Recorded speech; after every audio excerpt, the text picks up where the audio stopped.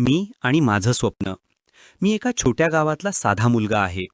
आमचं घर गरीब होतं, पण माझ्या डोक्यात नेहमी एक मोठं स्वप्न होतं, स्वतःचं काहीतरी करायचं. लोक हसायचे, तू हे सगळं शक्य नाही. पण मला माहीत होतं, मी जर मनापासून मेहनत केली तर काहीच अशक्य नाही. पहिल्यांदा प्रयत्न केला, अपयश आलं. दुसऱ्यांदा केलं, पुन्हा पडलो. पण प्रत्येक वेळेस पडल्यावर मी एक गोष्ट शिकलो, पडणं वाईट नाही, थांबणं वाईट आहे. आई नेहमी म्हणायची, बाळा, मेहनत करणाऱ्याला देव कधीच निराश करत नाही. त्या एका वाक्यानं माझं आयुष्य बदललं. मी रोज सकाळी 4 वाजता उठायचो, अभ्यास करायचो, काम करायचो आणि प्रत्येक दिवस मागच्यापेक्षा चांगला बनवायचा प्रयत्न करायचो. लोक टोचायचे, काय होणार एवढं कष्ट करून?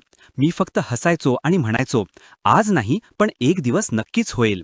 आणि तो दिवस आला. माझं काम लोकांच्या नजरेत आलं. जे लोक एकेकाळी माझी थट्टा करत होते, तेच लोक आता सल्ला मागू लागले.